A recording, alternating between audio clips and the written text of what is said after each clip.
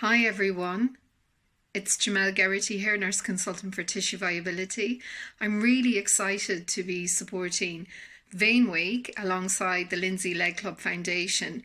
So I've got all my workout gear on and I'm going to show you some lower limb, particularly ankle and foot exercise to help get our veins strong and healthy. And you can do this at home, you can do it at work, or even potentially when you take a break on the plane or on a train, just to make sure that you've got some supportive footwear. So I look forward to seeing you very shortly. Hi everyone, it's Jemell here again. Well, the lower part of me anyway. And I'm going to show you 4 really simple exercises that you can do at home, you can do at work, you can do potentially on the plane when you get up to stretch your legs, or even on the train. And the whole point of this is to stretch and strengthen our lower limbs, our calf muscles, which are really powerful, where all our deep veins lie, but also to make our ankle joints a little bit more limber and to stretch them out. So I think one of the most important things, just to mention again, is to make sure you've got some proper footwear on. So as you can see, my trainers are well worn, but they're comfortable and they're supportive in terms of my ankles. And I'm also not on a slippery surface, so I've got a mat here below me. So those things are really important before you begin.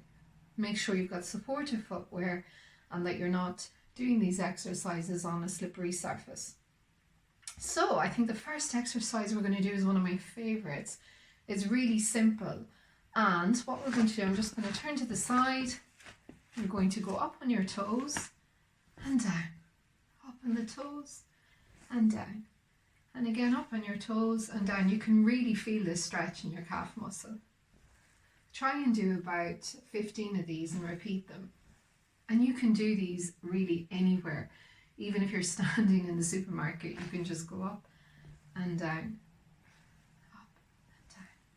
Now if you're feeling a bit brave, you can do them a little bit faster, but it's not necessary. And if you feel you need to hold on to something for support, then to reach out onto a chair, which I have here.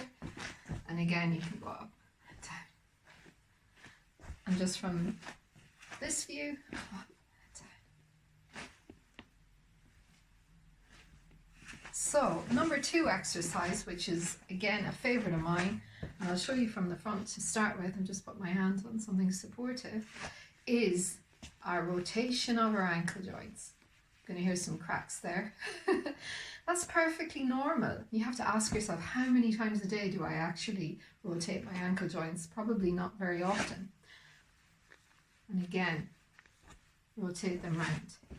And from the side, it's a really interesting exercise because when people come and see me, one of the things I do is I put my hand gently on their ankle joint when they're lying on the couch. And I ask them to rotate their ankle, can they? A lot of people either have a restricted or fixed ankle joint, so very little movement and sometimes no movement. And what you'll find as well is that they often shuffle a little bit as they walk, but we'll get to that in a minute. So that's number 2 exercise. Number 3 exercise, now you can sit if you want to, or you can stand up, whichever you prefer, hold on to something, is to flex the foot. Flex, up and down, push the foot down, flex, and then up again. This is a really great exercise for our dorsal flexion and to support the venous blood return back to the heart. I really like these exercises when I'm on a plane or if I've been sitting on a train for a while. And many of us have had quite a sedentary lifestyle recently, so they're really quite nice to stretch, and you can feel the calf stretching. Of course, that's where their deep veins lie.